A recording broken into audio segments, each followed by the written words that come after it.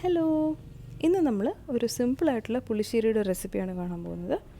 പഴുത്ത പൈനാപ്പിൾ വെച്ചിട്ട് ഒരു പുളിശ്ശേരി എങ്ങനെയാണ് ഉണ്ടാക്കുന്നതെന്ന് നോക്കാം, ട്രഡീഷണൽ ആയിട്ടുള്ള രീതിയിൽ. ഇതിന് ഇൻഗ്രീഡിയൻസ് ലിസ്റ്റ് ഞാൻ സ്ക്രീനിൽ കൊടുത്തിട്ടുണ്ട്, നിങ്ങൾക്ക് പോസ് ചെയ്തിട്ട് അത് നോട്ട് ചെയ്യാവുന്നതാണ്. ഞാനിന്ന് ഒരു പാത്രമാണ് ഉപയോഗിക്കുന്നത്, നിങ്ങൾക്ക് സാധാരണ പാത്രം ഉപയോഗിക്കാവുന്നതാണ്.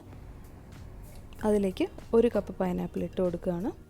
അതിനോടൊപ്പം തന്നെ ഒരു പച്ചമുളക് 2ആയിട്ട് കീറിയതും കുറച്ച് കറിവേപ്പിലയും ചേർത്ത് കൊടുത്ത് 1/2 സ്പൂൺ ഉപ്പും 1/4 സ്പൂൺ മഞ്ഞൾപ്പൊടിയും ആവശ്യത്തിന് വെള്ളവും, അതായത് പൈനാപ്പിൾ പീസസ് മുങ്ങി നിൽക്കാൻ ആവശ്യത്തിനുള്ള വെള്ളവും ചേർത്ത് നമ്മളിത് തിളപ്പിച്ച് ഒന്ന് വേവിച്ചെടുക്കുകയാണ് ചെയ്യുന്നത്.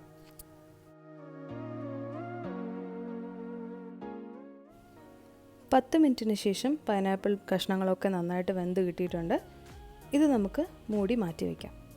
ഇനി തേങ്ങ മസാലയ്ക്ക് വേണ്ടിയിട്ട് നമ്മൾ ഒരു 1/4 കപ്പ് തേങ്ങയും മുളക് പൊടിയും ജീരകവും അരച്ചെടുക്കുകയാണ്. വെള്ളം ഒഴിച്ച് ഒരു പേസ്റ്റാക്കി അരച്ചെടുക്കുക. 1/4 സ്പൂൺ മുളക് പൊടി പിന്നെ ഒരു 1/4 സ്പൂൺ ജീരകമാണ് ഞാൻ എടുത്തിരിക്കുന്നത്. നിങ്ങൾക്ക് എരിവിനനുസരിച്ച് മാറ്റാവുന്നതാണ്. ആ പേസ്റ്റ് നമ്മൾ വേവിച്ച് വെച്ചിരിക്കുന്ന പൈനാപ്പിൾ കഷ്ണങ്ങളിലോട്ട് ഇട്ട് കൊടുക്കാം. എന്നിട്ട് ഒരു മിനിറ്റ് തിളപ്പിച്ച ശേഷം വീണ്ടും സ്റ്റൗ ഓഫ് ചെയ്ത് മൂടി വയ്ക്കാം. ഇനി ഇതിലേക്ക് താളിക്കാനായിട്ട് ഞാൻ കുറച്ച് വെളിച്ചെണ്ണ, കടുക്, ചെറിയ ഉള്ളി, വറ്റൽമുളക് ഇത്രയും എടുത്തിട്ടുണ്ട്. സാധാരണ നമ്മൾ താളിച്ചൊഴിക്കുന്നത് പോലെ തന്നെ എണ്ണ ചൂടാക്കിയ ശേഷം കടുകിട്ട് പൊട്ടിക്കുക. കടുക് പൊട്ടിയ ശേഷം നമ്മൾ ചെറിയ ഉള്ളി ഇട്ട് കൊടുക്കുക. ചെറിയ ഉള്ളി ഒന്ന് മൂത്ത് വരുമ്പോഴേക്കും നമ്മൾ ചുവന്ന മുളകും ഇട്ട് കൊടുക്കുകയാണ്, ഉണക്കമുളക്. അതൊന്ന് മൂപ്പിച്ച് നമ്മൾ വേവിച്ച് വെച്ചിരിക്കുന്ന പൈനാപ്പിൾ കഷ്ണങ്ങളും തേങ്ങ ചേർത്തത് ആ മൺപാത്രത്തിലോട്ട് നമ്മൾ ഒഴിച്ചു കൊടുക്കുകയാണ് ചെയ്യുന്നത്. ഇനി ഇത് ഒന്ന് ചെറു ചൂട് ആകുന്നത് വരെ ഒന്ന് തണുത്ത് കിട്ടണം. ഇപ്പോൾ ഇത് നന്നായിട്ട് ചൂടായിട്ടിരിപ്പുണ്ട്. അപ്പോൾ ഇതൊന്ന് തണുത്ത് ചെറിയ ചൂടിലേക്ക് ആയി വരുമ്പോൾ മാത്രമേ നമ്മൾ തൈര് ചേർത്ത് കൊടുക്കുന്നുള്ളൂ. ഈ ചൂടോടുകൂടി തൈര് ചേർത്ത് കഴിഞ്ഞാൽ തൈര് പിരിഞ്ഞു പോകാൻ സാധ്യതയുണ്ട്. അതുകൊണ്ട് നമ്മളിത് ചെറു ചൂടാകാൻ വിട്ടിട്ടുണ്ട്.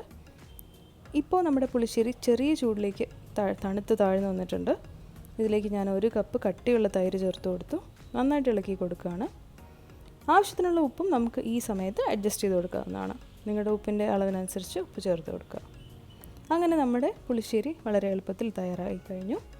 ഇത് നിങ്ങൾക്ക് എല്ലാവർക്കും അറിയാവുന്ന പോലെ നമ്മൾ ചോറിൻ്റെ ഒപ്പമാണ് കഴിക്കുന്നത്. അപ്പോൾ ഇതുവരെയും പുളിശ്ശേരി ഉണ്ടാക്കി നോക്കിയിട്ടില്ലാത്തവർ ട്രൈ ചെയ്ത് നോക്കുക.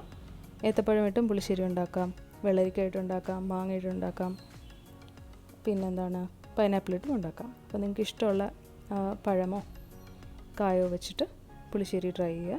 നമ്മുടെ പരമ്പരാഗതമായ രീതിയിലുള്ള പുളിശ്ശേരി നിങ്ങൾക്ക് എല്ലാവർക്കും ഇഷ്ടപ്പെട്ടു എന്ന് വിശ്വസിക്കുന്നു. അടുത്ത എപ്പിസോഡിൽ കാണുന്നവരെ ബൈ.